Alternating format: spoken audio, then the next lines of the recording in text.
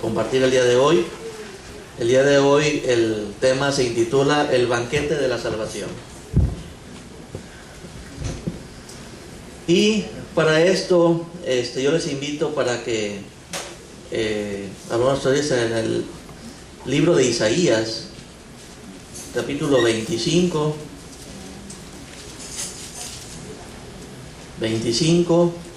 del verso 6 al 9. ¿Sí?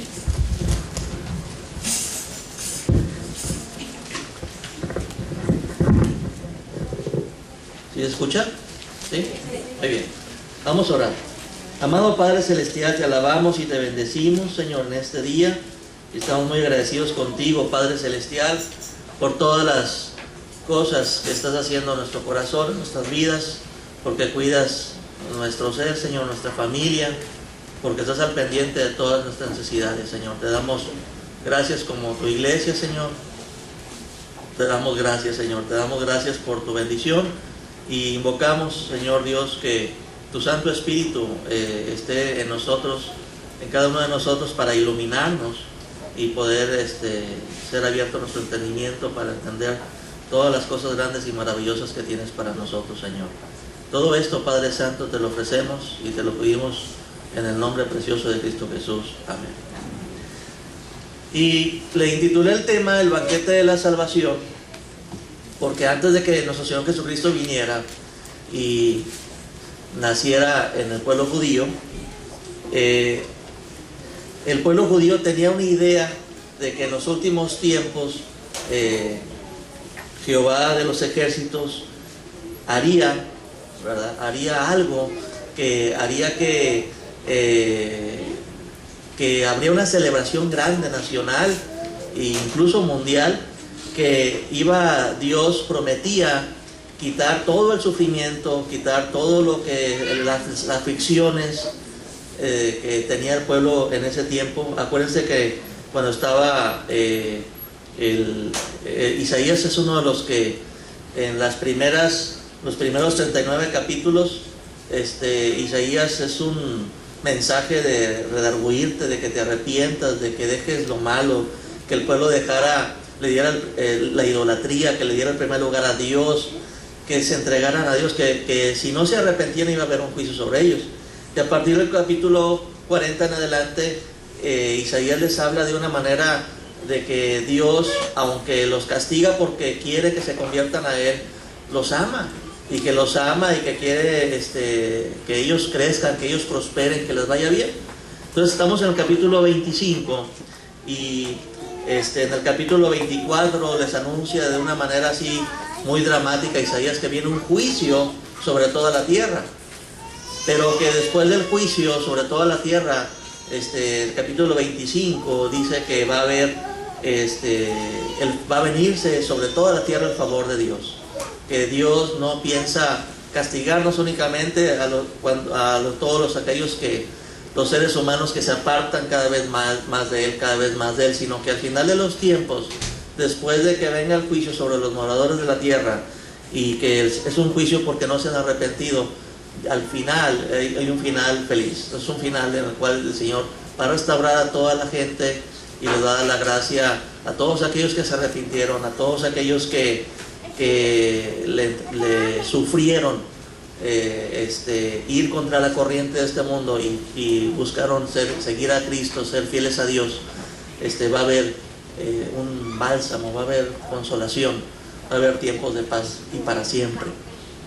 Y en la mentalidad, ¿por qué no me estoy yendo al libro de Isaías antes de entrar en materia en el Evangelio de según San Lucas? Porque tenemos que entender lo que el judío tenía en su mente para cuando vino Jesucristo.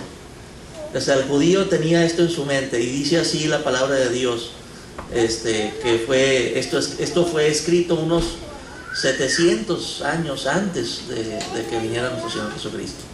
Y dice así el profeta: y Jehová de los ejércitos hará en este monte a todos los pueblos banquete de manjares suculentos, banquete de vinos refinados, de gruesos tuétanos y de vinos purificados. Y destruirá en este monte la cubierta con que están cubiertos todos los pueblos, y el velo que envuelve a todas las naciones.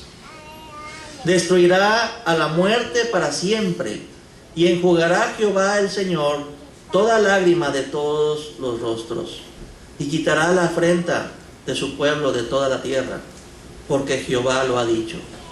Y se dirá en aquel día: he aquí, este es nuestro Dios, le hemos esperado y nos salvará. Este es Jehová a quien hemos esperado. Nos gozaremos y nos alegraremos en su salvación. Entonces el pueblo judío tenía en su mente y estaba esperando, cuando llegó Jesucristo estaba siendo oprimido totalmente por el imperio romano, un imperio que se caracterizó por ser muy violento, muy cruel con sus enemigos, y estaban sujetos, ¿verdad? Estaba el pueblo judío sujeto, estaba los sumos sacerdotes ahí en el templo de Jerusalén, pero a la vez los sumos sacerdotes estaban bajo autoridad del imperio romano, y ellos anhelaban y decían: en ese monte Dios le ha prometido que después de que ellos veían el pueblo y el imperio romano como un juicio sobre toda la tierra, porque en aquellos tiempos pues la tierra conocida era sobre lo que gobernaba el imperio romano, ¿sí? Estaba sobre Jerusalén, sobre lo que es el área de Italia, un poco de Europa y sobre la parte norte de África. O sea, todo el pueblo, todo lo que era el mundo conocido de antes estaba bajo el yugo y bajo la autoridad de un emperador que se decía Dios, sí, el César, y que decía que él era Dios. Entonces ellos decían: en ese monte Dios ha prometido que después de este juicio, ellos veían eso como el juicio de Dios, ¿sí? Sobre los moradores de la tierra, porque todos los moradores de la tierra que no fueran romanos estaban bajo autoridad, estaban sujetos. Entonces ellos decían: pero Dios ha prometido, y ellos anhelaban, esperaban que Dios en ese monte iba a hacer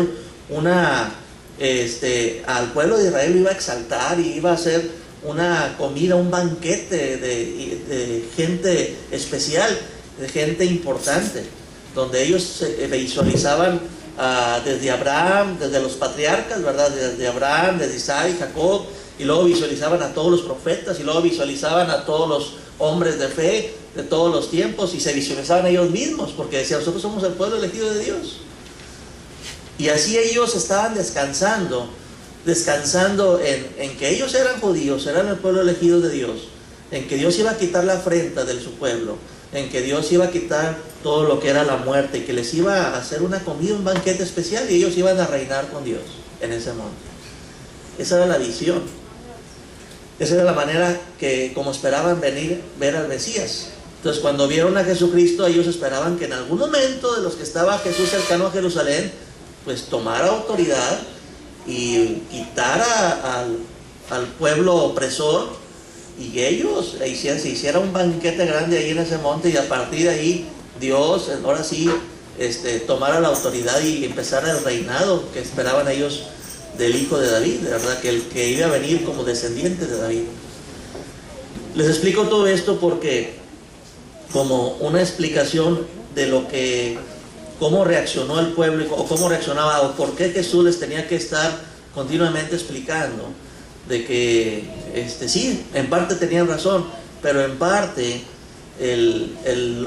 lo primero que Dios quería quitarles, la opresión que primero Dios quería quitarle al pueblo, era la opresión de la esclavitud espiritual, la opresión del pecado, la opresión, o sea, ellos estaban viendo a sus enemigos afuera de ellos, pero no se daban cuenta por estar viendo la paja en el ojo ajeno, que ellos tenían un gran obstáculo en su corazón, que muchos de ellos no amaban a Dios de corazón, muchos de ellos estaban atados, estaban cautivos por el pecado, por la soberbia, el orgullo, por una gran cantidad de rituales religiosos que lo único que los hacía era calmar un poquito su conciencia.